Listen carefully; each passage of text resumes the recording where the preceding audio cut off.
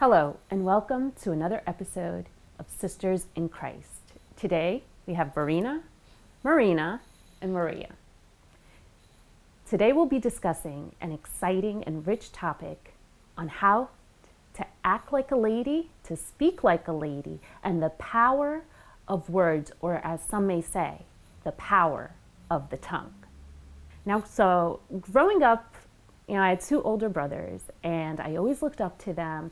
And sometimes I would just, because I looked up to them, I would imitate them in their mannerisms, in the way they speak. And my mom used to always say, "Mary, act like a lady, speak like a lady," and that kind of bothered me. That would annoy me.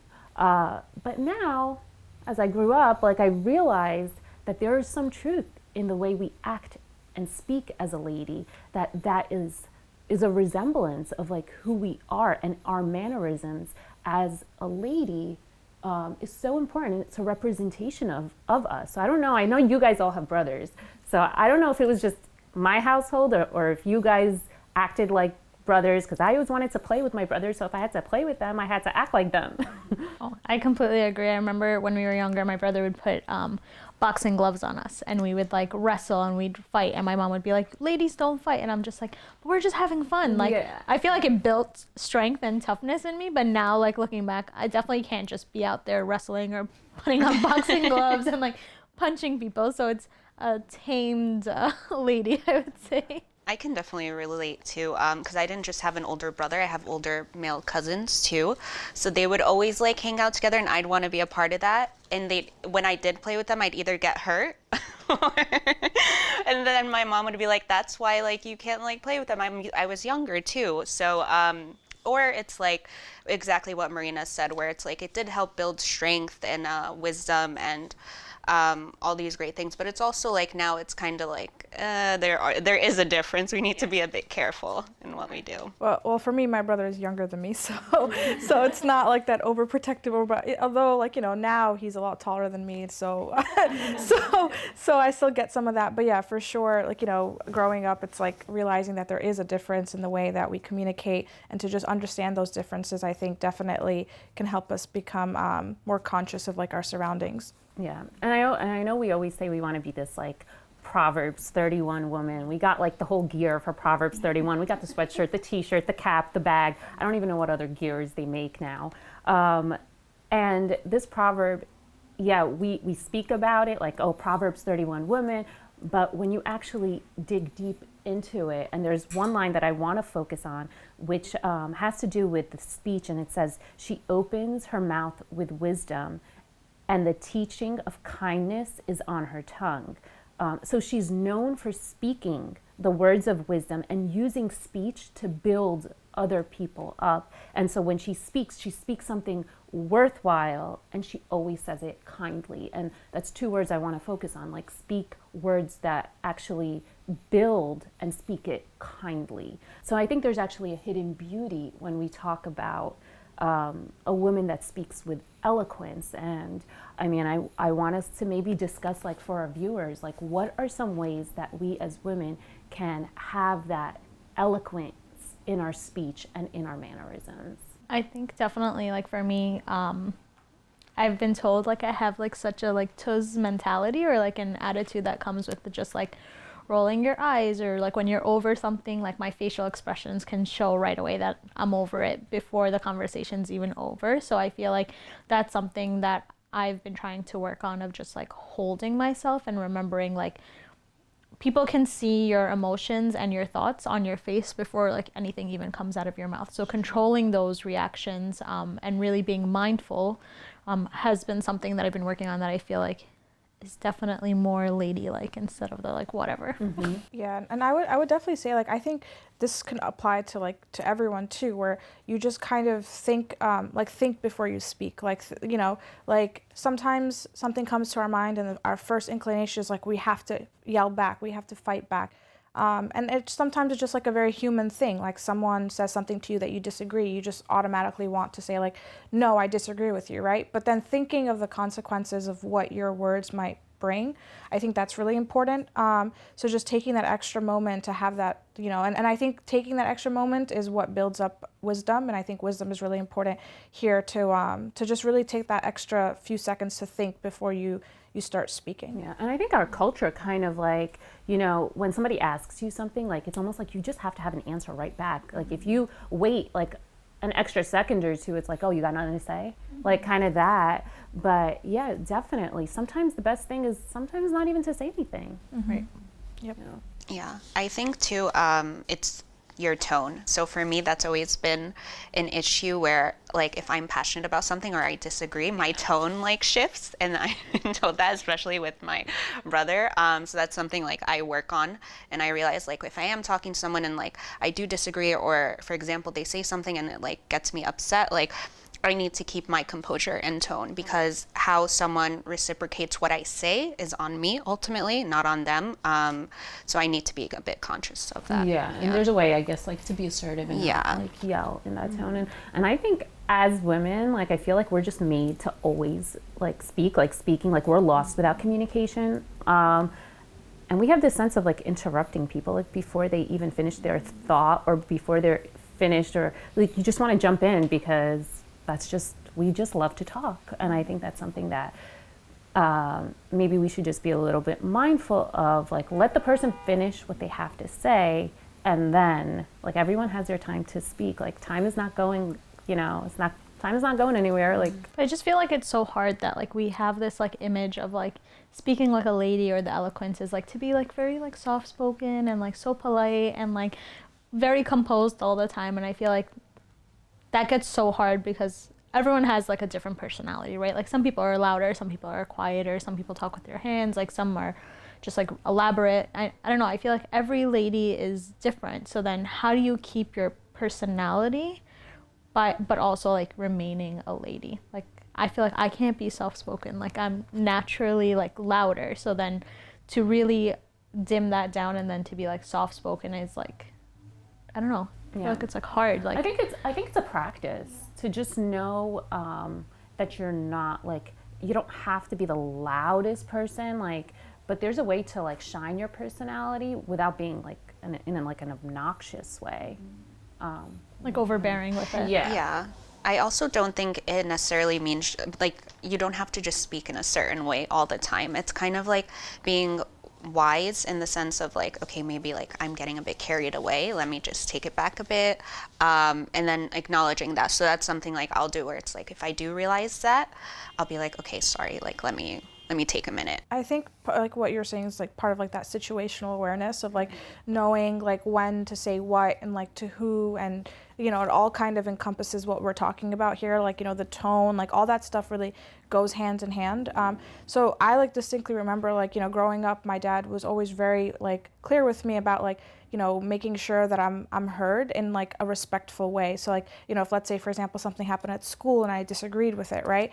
Like, you know, he would tell me, he'd like, okay, like if you disagree with it, like write a letter, like whatever, like, you know, like, you know, I guess back in the day letters were more exciting, but like things like that where, you know, he was trying to encourage me to express my thoughts. And you know, if maybe for me, like if I liked writing, like that was something that I could do, but like if someone else wanted to go speak to someone or whatever, like he was always very like, you know, supportive of that. So I think it's important to make sure that we're not like dimming our personalities, and like if we want something to say and we say it, but in a right way. So like, you know, like I think also like as we get a little older, like there's always these thoughts of like imposter syndrome, where like women sometimes don't like to, you know, to express their thoughts or to raise their hand in like a meeting or whatever, especially in the workplace, because of the fear of like being perceived in a certain way. So making sure that like if you have something to say it, but being conscious of the surroundings to say it in the best, in the most appropriate manner. Right. And I also feel to avoid the use of like slang, cursing, swearing. That's definitely not classy, not eloquent when it comes to like a woman, to use such terms and terminology of that sort. So when you see that you're like, even if you're angry, like you have to be just wise in the way you choose like your tone and the words that come out of your mouth. Right. I was always told, like when I was younger, that cursing shows a lack of vocabulary.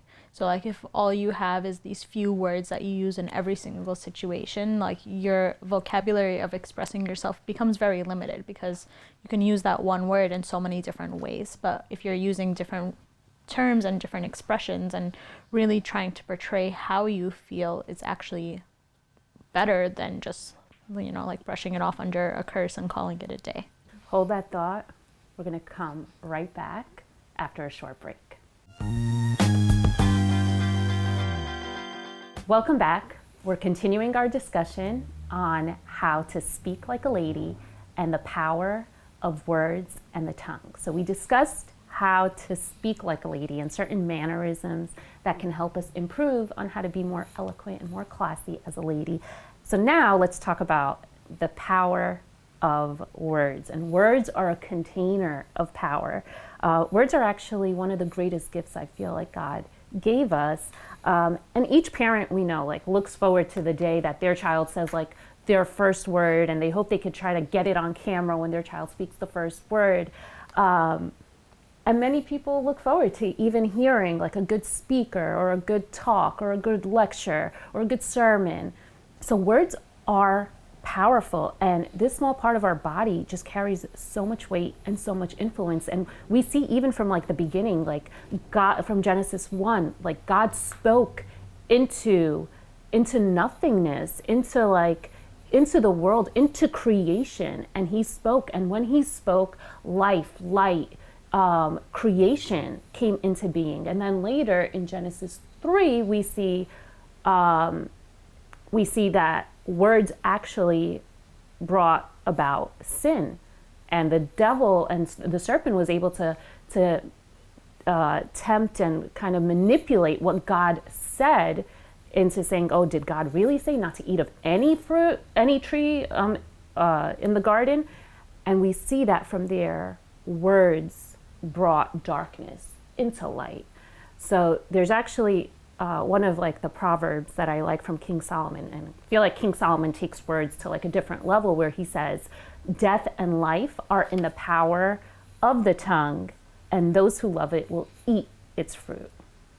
So I don't know what you guys think of that being, to me, it's like so powerful when you take it to that degree of saying death and life are in the power of the tongue. Right. I think it's in essence exactly that, because you can tear someone down with your words or manipulate them and cause them to fall, or you can actually lift someone and encourage them and love them through a hard time. And I feel like that is death or life if you really think about it. Now, do you guys recall a time where maybe somebody actually spoke something to you, whether it was like a parent, a sibling, a friend, a teacher, that actually tore you up or brought you down, and like maybe it happened a decade ago or something, but it's still stuck with you and something that you still actually remember? Yeah, I mean, I can definitely share. So I know I've shared this before, but like my weight was like a big self-conscious like point for me when I was younger. And I still remember to this day, my cousin actually, we were in a fight together, and he told me, why don't you just go eat a donut?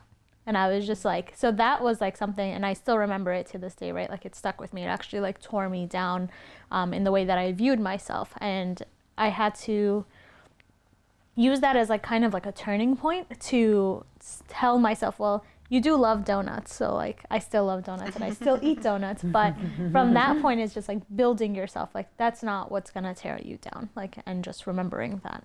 Yeah. So when they say sticks and stones could break my bones, but words will never hurt me, that's such not a lie. true. Yeah. Like I feel like it's so different. Like your bones can heal, but sometimes words, like they tear you apart. Like I still remember that, and I think I was like 10 years old at that point. Like Wow. it like sticks. That's so true. I can relate to that too. Like when I was younger, I was a bit chubbier and all that. And the comments made were always jokes, but we were discussing this before, there's always some truth to jokes. So being conscious of like what you're saying, like you never know what someone's going through. So you need to be aware of what you're saying. The excuse can't be like, oh, they'll take it as a joke, or oh, like they won't be offended and stuff like that, because you don't know what someone's going through. You don't know what's going through their mind. Or you'll just say sorry. Yeah. And it'll be gone. Yeah, because some people don't want to say sorry. They want to blame it on the victim instead of themselves. So it's just important to realize like what they're saying, it's coming out more so out of ignorance rather than thinking like, oh, this is something about myself that's bad, because it's not always the case. Yeah, I don't remember like a exact moment. I mean, I'm sure I have many, but I just can't think of them right now. But in general, like just like being bullied as like a kid, right? Like I'm sure a lot of us go through that.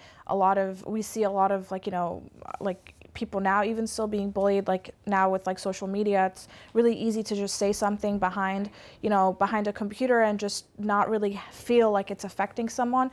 But I think bullying was definitely something that was like huge. Like when I was younger. So just like, that really shapes like how you feel about yourself. But oftentimes it's also the person who's saying those things to you and is tearing you down feels some type of way about themselves, right? They might have low self-esteem, they might have things going on in their lives, which is no excuse for the way that they act, but we should, I think it brings things into perspective sometimes so that when someone tells you something and you feel like, it's tearing you down or it's something that like is really tough to hear, taking a moment and also realizing like, okay, maybe this person is going through something and that's why they're telling me this, right? So trying to use it as like a pivoting moment to, to move past it, right? But yeah, I definitely think like, especially with social media nowadays, like just being really conscious of like what you're saying to other people and what you're commenting, how you're expressing yourself, right? Because these things stick. And, just a little fun fact, this is a side note, like sometimes employers now, like, now we're all, older, we past college, like have professional jobs. Sometimes employers look through your social media to, public social media, like they're not like, requesting you on, on Facebook and stuff, but they'll just like type in your name on Google and see like what comes up, like what type of person do you present yourself to be? Like, and if there's some things that are public that, you're cursing or whatever, or you're posting things that you shouldn't be, or it just, casts an unprofessional light, then they might consider twice about hiring you just because of the fact that you represent like, their company. And I think similarly, we represent being Christians. And because of that, like we should really think about like the way that we act and the things that we say, both on social media and online, as well as to each other. Yeah, so it's almost like let my words be words that encourage, that edify, that embrace, that forgive, that love, instead of letting it promote death and being critical and judgmental and almost just crushing somebody down. Now, I mean, I know I had those situations where I would say something and then wish I could take it back. But words are one of those things, like I almost like equate it to like, when you squeeze your toothpaste and a lock comes out and now you can't just put it back. So, I mean, I don't know if you guys have had those situations where you said something and wish you could take it back, but you can't. And now it's like, it's just there. Yeah, I think that definitely happens a lot when like, specifically when you're angry, because it's really easy to just, you have all these feelings pent up. It's really easy to be like, I hate you, or I never want to see you again, or whatever, right? And then later on realizing, I mean, obviously like, and especially if it's towards a parent or towards someone who loves you so much that you feel like their love is so unconditional that you could just easily take advantage of it. So, I think it's really to be conscious and aware of like if you're doing that to your best friends or people that you feel like will always be there for you, and then just saying something in the heat of anger and realizing later on that like, oh, I should have never said that. And I feel like no matter how many times you apologize, it's still a very hurtful moment for them. So so definitely like could relate to that. Do you feel like there's a connection between like the tongue and the heart? Yeah, absolutely. Yeah. I feel like, especially like Verena said, like if you have anger in your heart, then the words that you will come out are not going to be kind. Like Right.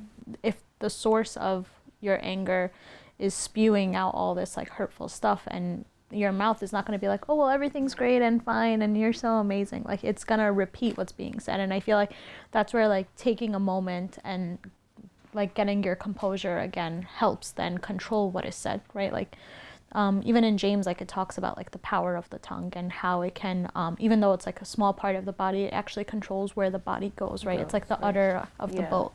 So I think that's like how powerful the tongue is, and taking a moment to make sure that the connection between them is real and correct, I think is really Right. And so like even in Matthew, it says like out of the abundance of the heart, the mouth speaks. So like a good man out of like the good treasures of his heart will bring good fruit, and likewise an evil person And it says like every idle word, like we're going to be judged on every idle word. So sometimes we say, oh, they're just words, like who cares? But every word that comes out of our mouth will be judged for. And it's something that makes, me think, as somebody who likes to talk, maybe I shouldn't be talking so much, or maybe I should be like that Proverbs 31 woman that acts with wisdom in what I say, and just make sure that everything that I say is worthwhile and not just speak because, just because I want to speak. So the question I want to leave you with is, do you wish to bring life, to inspire others, and to enrich the body of Christ? Or do you wish to promote death? How you decide to use your tongue determines which side you are on. The tongue, as we said, holds such a strong influence. And I hope you are encouraged to choose life. Until next time, stay blessed.